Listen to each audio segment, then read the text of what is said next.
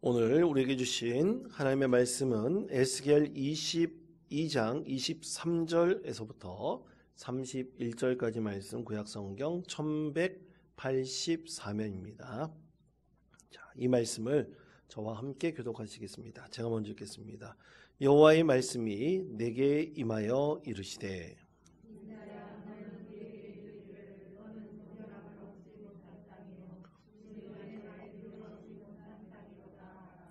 그 가운데에서 선지자들의 반역함이 우는 사자가 음식물을 움킴 같았도다.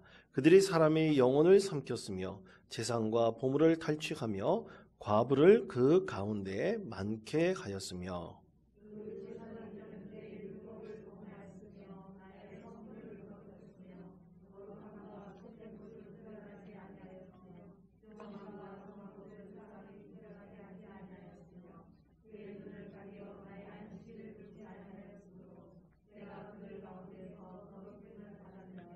그 가운데에 그 고관들은 음식물을 삼키는 일이 같아서 불의한 이익을 얻으려고 피를 흘려 영혼을 멸하거늘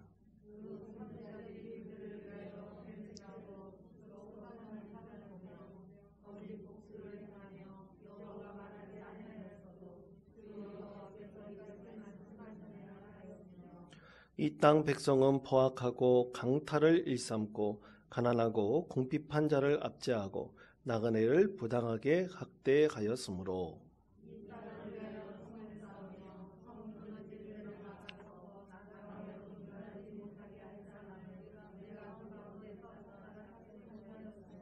(31절) 우리 다 같이 읽겠습니다. 내가 내 분노를 그들 위에 쏟으며 내 진노의 불로 멸하여 그들 행위대로 그들 머리에 보응하였느니라. 주 여호와의 말씀이니라. 아멘. 우리 주님께서 대속해 주신 그 은혜가 충만한 우리 복된 이 예배 되시기를 축복합니다. 여러분, 마지노선이란 말이 있습니다. 이 마지노선이란 말이 하나 여쭤볼게요. 이게 사자성어입니까? 아닙니까? 아니죠? 그렇죠? 우리 교회 성도님들은 되게 똑똑하신 것 같아요. 근데 저 처음에 제가 이 마지노선이란 말을 들었을 때 저 옛날에 공부할 때 이 마지노선이 사자성어인가 보다. 옛날에 그래서 옥편을 막 찾아본 적이 있었어요. 근데 아니더라고요. 근데 이 마지노선이란 말은 세계 1차 대전 이후 프랑스의 국방장관인 앙드레 마지노라는 사람의 이름을 본따 가지고 생겨난 말입니다. 그 배경이 이렇더라고요. 찾아보니까 1차 세계대전 때 여러분 정말 전쟁이 일어나면 안 됩니다. 여러분 그래서 꼭 기도해 주셔야 되는데요. 세계 1차 대전 때 그 영국과 프랑스의 연합군이 독일과 전쟁을 벌였지 않습니까? 서부전선 이상 없다라는 영화로 유명한 작품들이 있잖아요. 영화로도 벌써 최근에도 또 나온 작품들도 있는데, 그러니까 서부전선에서 엄청나게 많은 그 영국과 프랑스의 연합군 그리고 독일군이 붙어가지고 많은 젊은이들이 그곳에서 희생을 당했습니다. 서부전선에서 한 치 앞도 나아갈 수가 없었습니다. 그때 전쟁의 양상이 참호를 파가지고 그 참호를 이제 누가 점령하고 또 누가 점령하냐 이거에 다툼을 해가지고 그 시체들이 겹겹이 쌓여있는 너무나 참혹한 그 전쟁터가 되어버렸습니다. 결국 전쟁이 그렇게 끝나버렸죠. 이 서부전선에서 너무나 많은 프랑스의 젊은이들이 희생을 당했기 때문에 프랑스가 어떻게 하면 나중에 전쟁이 혹시라도 일어날지 모르는데 여기서 승리할 수 있을까? 그래서 묘안을 냈습니다. 그래서 혹시라도 전쟁에 있을지 모르는 것을 대비해 가지고 이 독일과 프랑스 접경 국경이 약 750km 정도 되는데 5km마다 하나의 요새를 세웠습니다. 아주 철저하고 그리고 무너뜨릴 수 없을 만큼의 아주 난공불락의 요새들을 세워놨어요. 그곳에 군인들과 이 포드를 배치해 놓고 만약 전쟁을 벌인다면 분명히 승리할 수 있다고 그랬죠. 그때 이제 국방부 장관이 그것을 제안해 가지고 그 사람의 이름을 본따 가지고 그것을 마지노선이라고 그랬습니다. 그런데 2차 세계대전이 일어났습니다. 2차 세계대전이 일어나서 프랑스가 이 요새를 짓기 위해서 엄청나게 많은 돈을 쏟아부었거든요. 유지관리비도 엄청나게 들었습니다. 현재 우리나라 돈으로 따져본다면 지을 때 20조 원, 유지관리비용으로 17조 원 정도 되는 엄청난 돈을 쏟아부었는데, 여러분 2차 세계대전 때 그러면 이 요새가 정말로 효과가 있었을까요? 없었을까요? 전혀 없었습니다. 750km가 되는 그 국경에 5km마다 이 요새를 세웠는데, 이 독일군이 전차를 앞세워서 이 마지노선을 지나가는 것이 아니라 프랑스 북부의 산간 지방을 전차로 뛰어넘은 거예요. 그래서 결국 프랑스가 6주 만에 파리가 함락되어서 전쟁에 패하고 말았다고 합니다. 그래서 이 마지노선을 혹자는 최후의 보루다라고 말을 하기도 합니다. 근데 많은 언어학자들이 이 마지노선이라는 것을 최후의 보루라고 말하면 안 된다. 오히려 무용지물이라는 사자성어와 연결해서 말을 해야 된다라고 그들은 주장합니다. 왜냐하면 역사적으로 본다면 이 무너뜨릴 수 없을 만큼 철저하게 그 요새를 세웠음에도 불구하고, 많은 돈과 노력을 해서 그 요새를 세웠음에도 불구하고 그 요새가 전쟁에는 하나도 도움이 되지 않는 무용지물이 되어 버렸기 때문이죠. 자, 그렇다면 여러분, 이 마지노선이란 말, 이 무용지물이란 말과 연결해 봤을 때 오늘 우리 신앙에 있어서의 정말 믿음의 사람에게 있어서 마지노선이란 것이 과연 있을까요? 여러분 인터넷에 한번 찾아보시면 믿음의 마지노선이라고 쓴 설교문들이 굉장히 많이 있습니다. 근데 여러분 우리 신앙에 있어서 정말 믿음의 마지노선, 최후의 볼이라고 물러날 수 없을 만큼의 마지노선이 과연 있을까요? 여러분 그것이 우리의 믿음에 큰 도움이 되지 않는다면 그것은 한순간에 물거품이 되어버리고 진짜 무용지물이 되어버릴 수도 있습니다. 여러분 우리 인생 가운데서 우리 신앙에 정말 마지노선이라 할 만한 것, 과연 그것이 있을지 저는 잘 모르겠습니다. 여러분 오늘 말씀을 통해서 내 인생에 있어서 정말 하나님께서 이것은 안 된다, 이것은 반드시 지켜야 된다, 이것이 무너지면 아무것도 할 수 없다는 우리 신앙에 마지노선이 있는지 없는지 여러분 한번 살펴보시기를 바랍니다. 오늘 말씀의 제목이 무너진 곳을 막아서는 사람입니다. 자, 대체 어떻게 무너졌길래, 어떻게 보면 최후의 보루라고 할 만큼 이 무너진 곳을 막아서는 사람이 있어야 될 텐데 그것이 없었다는 얘기처럼 읽혀지기도 합니다. 자, 그러면 하나님께서 무엇이라고 말씀하고 계실까요? 자, 에스겔 22장 30절에서부터 31절까지 말씀입니다. 이 말씀을 우리 다 같이 한 목소리로 읽겠습니다. 이 땅을 위하여 성을 쌓으며 성 무너진 데를 막아서서 나로 하여금 멸하지 못하게 할 사람을 내가 그 가운데에서 찾다가 찾지 못하였으므로 내가 내 분노를 그들 위에 쏟으며 멸하여 그들 행위대로 그들 머리에 보응하였느니라. 주 여호와의 말씀이니라. 아멘. 자, 하나님께서 이 어려움을 극복해 나갈 수 있는 리더십이 있는 사람, 능력 있는 사람을 찾고 또 찾고 찾았는데 그 사람을 결국 어떻게 했다는 겁니까? 못 찾았다는 하나님의 말씀이시죠. 그래서 하나님의 진노가 그들 위해 쏟아졌다고 했습니다. 한 사람이 아니에요. 그들 위해 쏟아졌다 그랬는데, 그러면 여러분 이 복수로 지칭하는 하나님의 진노가 쏟아진 그들이 분명히 있을 거 아닙니까? 하나님께서 이 무너진 성을 세울 수 있을 만한 사람을 찾고 찾았는데 그들 중에서 도저히 찾을 수 없었다는 그런 하나님의 말씀이죠. 그러면 대체 그들은 누구를 지칭하고 있을까요? 자, 진노의 대상이 되는 사람들이 있습니다.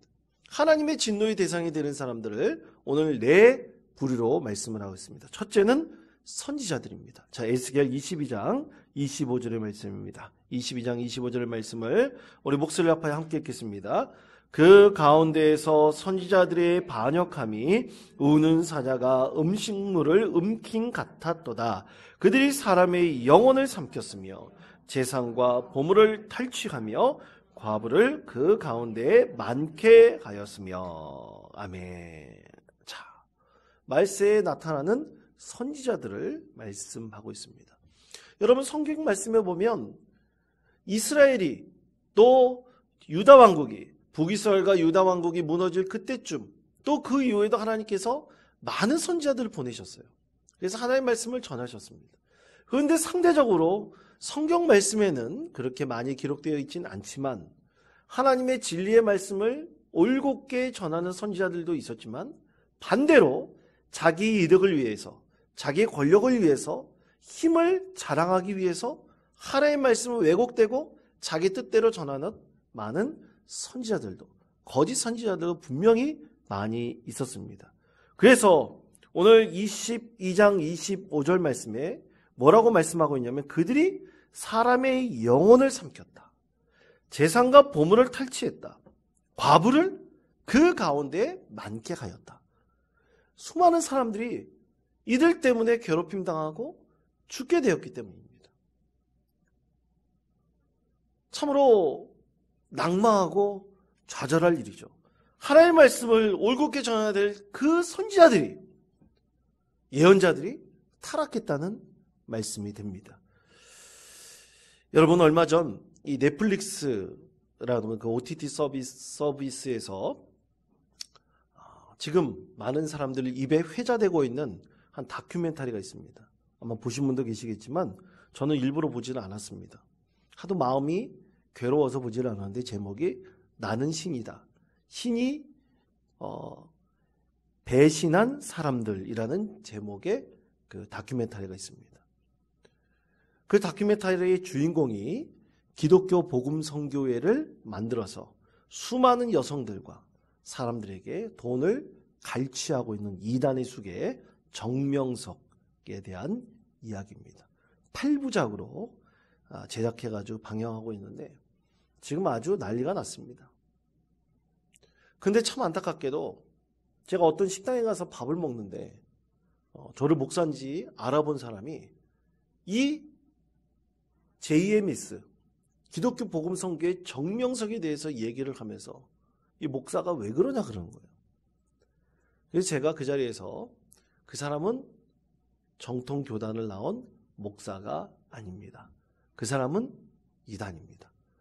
자기 이득을 위해서 기독교를 이용하고 있는 사람이니까 그렇게 좀 이해해 주셨으면 좋겠습니다. 그러면서 아주 잘 설명을 드렸습니다. 그런데도 식당 주인은 마음속에 저도 똑같은 사람으로 생각하는 거예요. 초록이 동색처럼 생각을 하는 겁니다. 또 식당에 가서 식사를 하는데 그 정치인으로 둔갑한 전광훈, 저는 C라 그럽니다. 그분은 목사가 아닙니다. 여러분 분명히 기억하십시오. 그분에 대해서 목사라고 칭호를 붙이지 마십시오. 그거는 하나님을, 예수님 이름을 더럽히는 일입니다. 사실 우리 교단도 그에 대한 이단 시비가 지금 붙어져 있는 그런 상황입니다.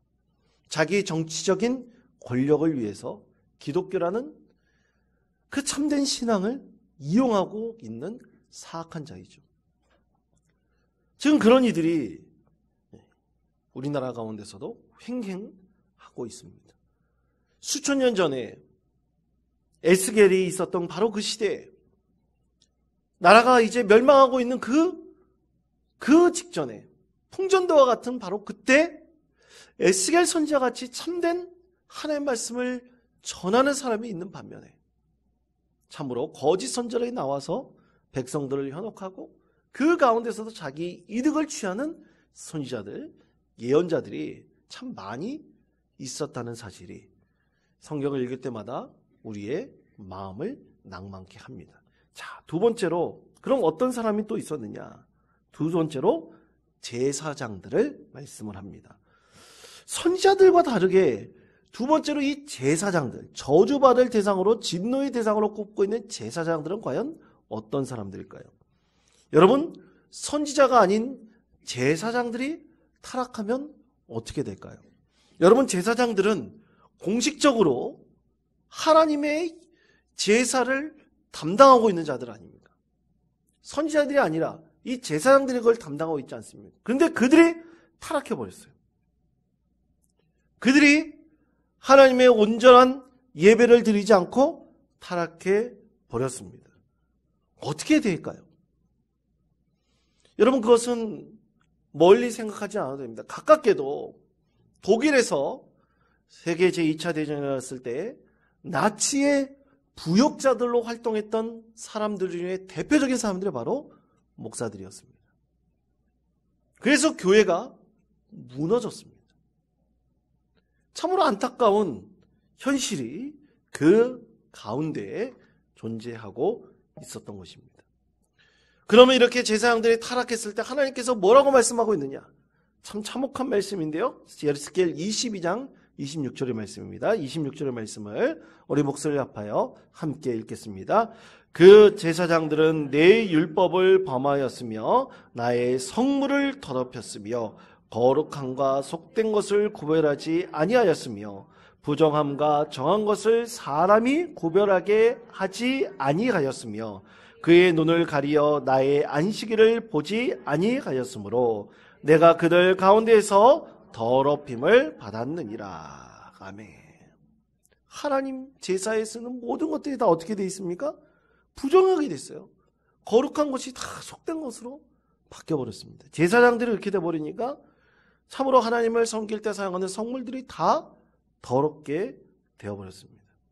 안식일도 안식일답게 지키지 못하게 되었습니다. 과연 이들을 최후의 불으로 마지노선이라고 말할 수 있을까요? 결코 그럴 수 없습니다. 그리고 세 번째로 하나님께서 말씀하시는 대상은 고관들입니다. 오늘날로 말하면 정치인들이죠. 이 정권을 잡고 있는 고관들입니다. 에스겔 22장 27절 말씀에 보면 그들에 대하여 하나님께서는 음식물을 삼키는 이리와 같다고 했습니다. 참 이것도 불의한 이득을 취하는 데 혈안이 되어 있는 눈 시뻘건 이래와 같은 모습을 상징하고 있는 것이죠. 그리고 마지막으로 하나님께서 참 안타깝게 말씀하고 있는 대상이 있어요.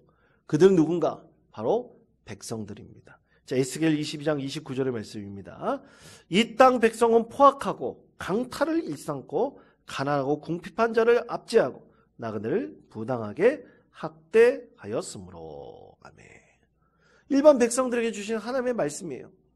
백성들이 어떻게 해야 됩니까? 성경 말씀에 보면 고아와 과부와 나그네를 어떻게 하라고 말씀하고 있습니까? 선대하라고 말씀하고 있고 또 그들을 높여주라고 말씀하고 있어요. 백성들의 행해야 될 일입니다. 그런데 그것을 따르지 않고 어떻게 하고 있습니까? 궁핍한 자를 압제하고 나그네를 부당하게 대하였다. 학대하였다. 하나님께서 이렇게 말씀을 하고 있죠. 그래서 하나님께서 이 진노의 대상으로 삼고 있는 선지자들, 제사장들, 고관들, 그리고 일반 백성들에 대해서 하나님께서 말씀을 하시죠. 그래서 30절, 31절 말씀의 연장에서 하나님께서는 도저히 이 무더기 성을 세울 만한 사람을 찾고 또 찾고 찾아보았지만 그들 가운데서는 도저히 찾을 수 없었다. 하나님께서 이렇게 안타깝게 간절한 심정으로 우리에게 말씀하고 계십니다. 그래서 하나님께서 그들 가운데 진노를 쏟을 수밖에 없었다 말씀하셨습니다. 자, 그러면 여러분, 선지자들, 제사장들, 고관들, 백성들이 다 타락해버렸습니다. 믿을 만한 대상이 아니에요. 마지노선이 될 만한 사람이 아닙니다. 최후의 보루가 되지 않습니다. 그러면 그 땅은 영원히 희망이 없고 영원히 망해버리고 완전히 뒤집어버리고 그리고 그 땅엔 완전히 풀 한 폭이 자라날 수 없는 불모지로 바뀌어 버려야 하는 것입니까? 대체 그들 가운데 희망을 어디서 찾을 수 있겠습니까? 오늘 하나님께서는 이 말씀을 누구를 통해서 하셨느냐? 예언자 에스겔을 통해서 하셨습니다. 에스겔을 통해서 말씀하시는데 그 말씀의 대상은 누굽니까? 지금 말씀의 대상은 1차로 바벨론의 포로로 끌려간 유다의 백성들입니다. 그리고 함께 끌려갔던 고관들도 있고요. 제사장들도 있고요. 거기에 딸려갔던 모든 사람들을 말씀하고 있습니다. 그들에 대해서 말씀하고 있어요. 그래서 하나님께서는 오늘 최후의 마지노선, 진짜 마지노선, 그냥 헛되게 그냥 성태만 서 있는 요새가 아니라 진짜 이스라엘을 새롭게 갈 마지노선으로 누구를 말씀하고 있느냐? 유다에서 끌려간 포로들에 대해서 말씀하고 계십니다. 지금 이스라엘 예루살렘에 있는 그들이 아니에요. 포로로 끌려간 너희들이 정신 차리고 너희들이 이 고난과 아픔과 학대를 반드시 기억하고 너희들이 진짜 그냥 형식만 서 있는 요새가 아니라 이 모든 것들을 새롭게 할 수 있는 최후의 보류가 되어야 된다. 하나님께서 이렇게 말씀하고 계십니다. 그것이 오늘 말씀의 가장 중요한 핵심이죠. 자, 그렇기 때문에 사랑하는 성도 여러분, 우리에게 있어서 인생의 마지노선이라는 것은 이겁니다라고 말할 수는 없습니다. 오늘 하나님께서는 유다 땅에 있는 그 예루살렘에 있는 그 백성들에 대해서 말씀하고 계시는 것이 아니에요. 잊혀진 사람들이 어떻게 보면 포로로 끌려가서 그 땅으로 돌아갈 수도 없을 만큼 희망을 갖고 있을 수 없는 사람들이 있나.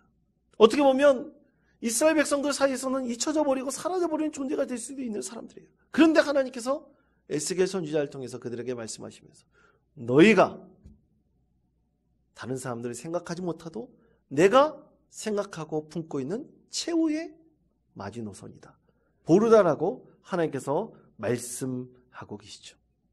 그러므로 사랑하는 성도 여러분, 우리는 늘 하나님을 믿고 의지해야 됩니다. 하나님께서 어떤 사람을 마지노로 삼으시고 어떤 사람을 세우실지는 아무도 모릅니다.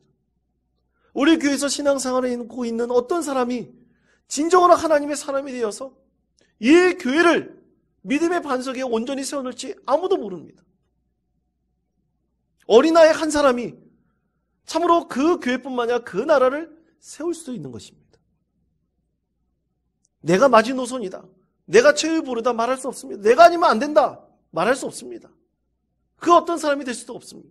그것은 확신할 수 없습니다. 그러나 우리는 분명히 중요한 것은 그런 하나님의 희망을 갖고 있는 사람이 반드시 하나님을 믿고 의지하는 철저한 믿음을 변치 않아야 한다는 것입니다. 자, 그렇다면 하나님께서 포로로 잡혀간 유다 백성들에게 과연 무엇을 말씀하시는가? 두 가지를 말씀을 하십니다. 첫째는 정금같이 단련되어야 할 유다 사람들에 대해서 말씀을 하십니다. 자, 에스겔 22장 21절 22절 말씀인데요. 우리가 읽지 않은 말씀입니다. 화면에 있는 말씀을 다 같이 한 목소리로 읽겠습니다. 내가 너희를 모으고 내 분노의 불을 너희에게 불면 그래서 녹대 은이 풀못불 가운데에서 녹는 것 같이 너희가 그 가운데에서 녹으리니 나 여호와가 분노를 너희 위에 쏟을 줄을 너희가 알리라. 아멘. 자, 유다 땅에 대한 거기에 살고 있는 모든 사람들에 대한 하나님의 분노가 너무나 큽니다. 그래서 말씀하시는 거 보면 너무나 무서워요. 완전히 용광로에 다 쏟아붓는 것 같은 하나님의 아주 진노의 메시지가 21절, 22절에서 담고 있습니다. 그리고 우리는 23절에서부터 오늘 31절까지 하나님의 말씀을 나누고 있죠. 그러면 하나님께서 이 용광로 같이 모든 것을 녹일 수 있는 것을 괜히 말씀하시는가? 그 하나님의 진노에 대해서 괜히 말씀하시는가? 결코 그것이 아닙니다. 하나님께서는 그래서 진노가 분명히 임하지만 그 진노가 용광로 같이 되어버리겠지만 그 용광로 같이 되어버리게 하신 분명한 이유가 있다고 말씀하시는 것입니다. 그것은 새롭게 하시는 거예요. 모든 것을 다 녹아버려서 금이나 은이나 다 녹아서 용광로에 들어가서 다 녹여져 버립니다. 그러나 녹여져 버리면 새로 섞여지죠. 그러면서 그것은 새로운 것으로 재료로 탄생할 수가 있습니다. 새로운 물건을 만들어낼 수가 있습니다. 새로운 것을 빚어낼 수가 있습니다. 그래서 하나님께서는 용광로 같은 하나님의 진노가 분명히 임하지만 그 진노가 지난 다음 이제 하나님께서 유다 모든 그 땅을, 예루살렘 그 땅을 새롭게 하실 것이다 라는 것을 분명하게 이 말씀을 통해서 우리에게 전하고 계십니다. 그래서 에스겔 22장 24절 말씀처럼 정결하짐을 얻지 못한 땅, 진노의 날에 비를 얻지 못할 땅이라고 그 유다의 땅에 대해서 하나님께서 분명히 말씀하시지만 이 정결하지 못하고 진노의 날에 비 한 방울 얻지 못한다면 그 땅은 완전히 메말라서 죽을 거 아닙니까? 그렇게 참혹한 현실이 임하는 그런 땅이 될 것이지만 하나님께서 이것을 유다 백성들을 완전히 없애려고 하시는 그 말씀이 결코 아니라는 것이죠. 그래서 하나님께서는 용광로와 같은 하나님의 진노가 임하여 그 땅이 완전히 멸망하고 70년 동안 유다의 백성들이 바벨론의 포로의 시간을 갖게 되겠지만 하나님께서 용광로처럼 완전히 녹이시고 새롭게 하셔서 그들에게 희망을 품게 하셔서 새로운 나라를 건설케 하신다는 것을 이 말씀을 통해서 유다의 백성, 특히 포로로 잡혀가 낭망하고 좌절하고 있는 그 백성들에게 희망의 메시지를 전하고 계십니다. 여러분, 그런데 하나님께서는 이 에스겔 선지자의 어떤 암시적인 메시지를 통만 말씀하고 계세요. 왜 암시적인 메시지를 통만 말씀하고 계실까요? 직접적으로 왜 말씀하지 않으실까요?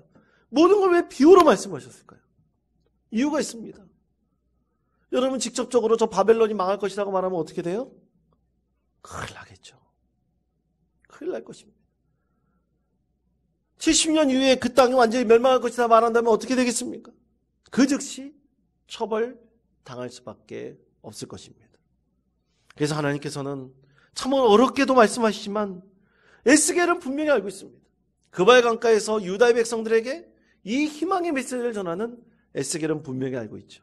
하나님께서 언젠가 용광로와 같은 시간이 지난 다음에 70년 이후에 유다 땅으로 다시 그들을 통해서 희망의 메시지를 전하고 그 땅을 다시 세워줄 것임을 분명하게 말씀하고 있습니다. 그래서 정금같이 단련되어져야 합니다. 정금같이 단련되어져야 합니다. 철을 때리면 때릴수록 더 단단해지는 법입니다. 더 달궈지고 때리고 식히고 더 달궈지고 때리고 식히면 그 강철은 더욱더 단단해져서 더 이상 부러뜨릴 수 없는 진짜 강철로 거듭나게 되는 것입니다. 그때 하나님께서는 두 번째로 무너진 곳을 세울 한 사람을 찾고 계신다. 분명하게 말씀하고 계시죠. 자, 전도서 3장 14절 15절에서는 이렇게 말씀하고 있습니다. 세번역 성경의 말씀인데요. 우리 화면의 말씀을 다 같이 한 목소리로 읽겠습니다. 이제 나는 알았다. 하나님이 하시는 모든 일은 언제나 한결같다. 거기에다가는 보탤 수도 없고 뺄 수도 없다. 하나님이 이렇게 하시니 사람은 그를 두려워할 수밖에 없다. 지금 있는 것 이미 있던 것이고 앞으로 있을 것도 이미 있는 것이다. 하나님은 하신 일을 되풀이 하신다. 아멘. 자, 하나님께서 이 전도서의 말씀을 통해서 주신 것은 모든 것을 반복하신다는 것입니다. 그럼 반복할 때 우리가 알아야 될 것은 무엇인가? 반복하는 분명히 이유가 있는 거예요. 이스라엘 백성들이 무너졌지 않습니까? 다시 회복되지 않습니까? 그렇게 무너지고 회복하는 역사가 이스라엘의 수백 년 역사 동안 있었어요. 그리고 나라를 세웠습니다. 이스라엘이라는 나라를 세웠어요. 나라를 세우고 두 나라가 갈라졌어요. 그 가운데서 무너지고 또 새롭게 세워지는 모든 과정들이 계속 반복되고 있었습니다. 결국에는 나라가 북이스라엘뿐만 아니라 남유다 왕국도 망했지만 하나님께서는 그 이후에 70년 이후에 고레스 왕의 칙령을 통해서 다시 무너진 그 땅으로 돌아오게 하시고 예루살렘 성전을 세우시고 예루살렘 성벽도 세우게 하셨어요. 그리고 그 이후에 200년 전에 기원전 200년 전에 하스몬 왕조를 통해서 유다 왕국을 다시 세우셨습니다. 그런데 그렇게 반복하게 하시는 분명한 이유가 있다는 거예요. 반복하는 분명한 이유가 있다. 그런데 그것을 알고 깨닫는 사람, 그리고 그 반복의 이유를 통해서 우리가 신앙이 성숙해지고 성장하고 변화된 사람에게서는 하나님께서 은혜를 베푸셔서 무너진 곳을 세울 만한 한 사람으로 그 사람을 세워주신다는 뜻이죠. 하나님께서는 반드시 항상 그렇게 오셨습니다. 이스라엘 역사 가운데서 그렇게 만들어 오셨습니다. 그러므로 우리 신앙 가운데서도 반드시 그 반복함을 통해서 반면교사로 삼아야 될 것이 분명히 있다는 하나님의 메시지입니다. 여러분, 우리 신앙이 자꾸만 쳇바퀴 돌듯이 발전하지 않고, 그리고 오히려 퇴보하는 것 같고, 또 그리고 계속 이렇게 예배 드려야 되나? 기도해야 되는가? 맨날 똑같은 일상이 반복되는데 기도하고 예배하라 그러고 말씀 읽으라 그러는데 나한테는 아무것도 도움이 안 되는 것 같은데, 혹시 그 반복적인 이 신앙생활 가운데 지쳐있고 아무것도 느끼지 못하고 또 그것이 지루함으로 내 마음을 가득 채우고 있는 그런 성도가 계십니까? 여러분, 반드시 그 반복하면은 하나님의 분명한 뜻이 있습니다. 그것을 발견해 나가기를 간절히 원하고 소망하는 자에게는 하나님께서 반드시 그 반복함을 통해서 성숙하게 깨닫게 해주시는 하나님의 은혜가 분명히 임합니다. 여러분, 그러므로 우리가 말씀을 읽을 때 반복해서 읽으십시오. 그리고 자주 읽어보시기를 권면합니다. 이제 제가 그때도 말씀드렸듯이 말씀 묵상 세미나를 하려고 하는데요. 말씀 묵상 세미나에서 가장 중요한 핵심은 미리 말씀드리면 한 가지만 가르쳐드리겠습니다. 성경 읽기입니다. 성경 읽기를 하지 않으면 말씀 묵상 할 수가 없습니다. 여러분, 그것을 기억하십시오. 그래서 그러려면 다독해야 됩니다. 많이 읽어야 됩니다. 많이 읽는 자에게 그 말씀 묵상에 깊은 은혜가 충만하게 임하게 됩니다. 오늘 이스라엘 백성들에게 반복적으로 말씀하실 때 분명히 하나님께서 이 반복되는 역사 가운데 분명히 이스라엘 백성들에게 주시는 메시지가 있습니다. 그것을 깨닫고 그것을 아는 자에게 하나님께서는 큰 은혜를 베풀어 주십니다. 사랑하는 성도 여러분, 지금 상황이 절망스럽더라도 반복해서 새롭게 하시는 분명한 하나님의 은혜가 있습니다. 그것을 여러분 생각하시며 이스라엘 백성들에게 헛되게 하나님께서 보이신 것은 없습니다. 70년 이후에 이스라엘 백성들을 새롭게 하시는 분명히 하나님의 뜻이 있습니다. 오늘 우리 삶에도 분명히 있습니다. 그렇게 반복하게 하시는 하나님의 뜻이 무엇인지 우리 깊이 깨닫고 우리 신앙 가운데서 참으로 성숙하고 성장해 나가는 참으로 복된 주님의 자녀 되시기를 간절히 축원드립니다.